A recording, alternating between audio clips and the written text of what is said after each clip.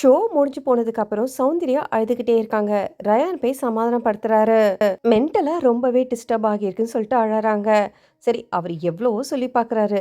இன்னும் ஒரே 1 வாரம் தான். அதுவும் போயிடுச்சுன்னு வச்சுக்கோயேன், அதுக்கு அடுத்த வாரம் உங்க வீட்லேருந்து வருவாங்க. ரொம்பவே டிஸ்டர்பா ஆகியிருக்கேன்.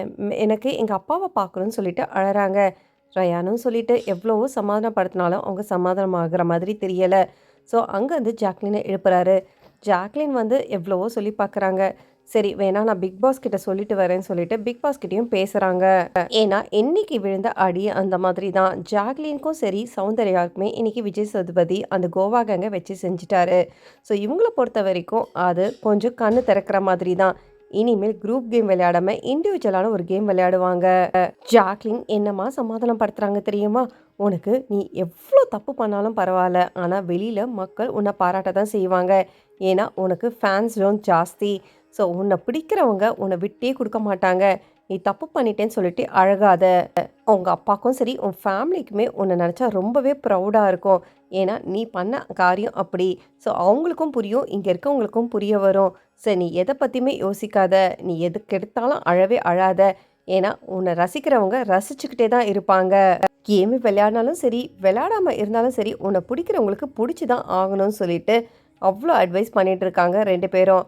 ஆனால் ஜாக்லினும் சரி சௌந்தர்யாவும் சரி ரயானும் சரி 3 பேரும் இதில் விட்டு கொடுக்குற மாதிரி தெரியலை. முத்துக்குமரன் பொறுத்த வரைக்கும் சாச்சனமும் ஆர்ஜே ஆனந்தி போனதுமே அவளுக்கு ரொம்பவே கவலையா இருக்கு. மஞ்சரிக்கு ஆர்ஜே ஆனந்தி வெளியில சொன்னதெல்லாம் உண்மையான்னு கேக்குறாங்க. அவங்க பேசினது கொஞ்சம் ஃபேக்கா இருந்த மாதிரி இருந்துதான். முக்கியமா ஜாக்லின் சொன்னது அவங்களால ஒத்துக்கவே முடியாதுன்னு சொன்னதுக்கு முத்துக்குமாரன் சொல்றாரு, இது இன்னொரு விதமான ஆர்ஜே ஆனந்தி. அவங்க உண்மையா தான் இருக்காங்க. அவங்க எங்கேயுமே நடிக்கல.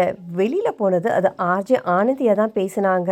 ஸோ அவங்கள பொறுத்த வரைக்கும் ஒரு நல்ல ஒரு கேம் பிளேயர் தான் இவங்கள இழந்திருக்காங்க. பவித்ராக்கு ரொம்பவே கவலை.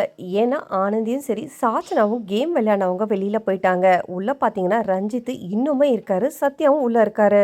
மக்கள் இதெல்லாம் பார்க்கவே மாட்டாங்களா? கேம் விளையாடாதவங்க வீட்டுக்குள்ள இன்னும் இருந்துகிட்டு என்ன பண்ணிட்டு இருக்காங்க?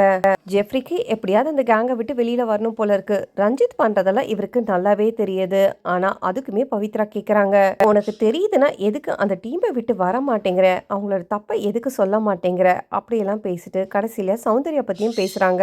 சௌந்தர்யாக்கு அவரோட ஃப்ரெண்டு போன சீசன்ல இருந்து விஷ்ணு சொல்லி கொடுத்து அனுப்பியிருக்காராம். அவர் தான் இந்த சீசனோட பிஆரே அவங்களுக்குன்னு சொல்லிட்டு அதுவுமே உடைக்கிறாங்க. இதுல ஜெஃப்ரி வந்ததுக்கு அப்புறம் அங்க இருக்கவங்க எல்லாமே சிரிக்க ஆரம்பிக்கிறாங்க. என்னதான் ராணவ் இவங்க அழுகிறத பார்த்துட்டாராம். பார்த்துட்டு அங்க போய் சொல்லியிருக்காரு போல இருக்கு அழறத. அதுக்கு இவர் சொல்றாரு, அவன் வந்து நடிக்கிறான். இந்த மாதிரி நீ அழறத வந்து எல்லார்கிட்டயும் ஹெட்லைன் போட்டுட்டான்னு சொன்ன உடனே மறுபடியும் அவரை மாக் பண்ணி சிரிக்கவும் ஆரம்பிக்கிறாங்க. சௌந்தர்யா சொல்றாங்க, அவன் வாயை கொஞ்சம் மூட சொல்லு. அவன் போய் எல்லார்கிட்டயும் போய் சொல்லிடுவான். எனக்கு தலை வலிக்குதுன்னு சொல்லிடுன்னு சொல்லிட்டு சொல்றாங்க. அதுவும் இல்லாம அவர் போய் சொன்னானா இவங்க எல்லாருமே நாமினேஷன்ல வந்துருவாங்களாம். சௌந்தர்யா அழறாங்க, நீ நாமினேட் பண்ணுன்னு சொல்லிடுவாங்களாம். இந்த கோவா கேங்கு திருந்து போறது கிடையாது. என்ன அடிச்சாலுமே இவங்க 4 பேருமே ஒன்னா சேர்ந்து தான் சுத்த போறாங்க.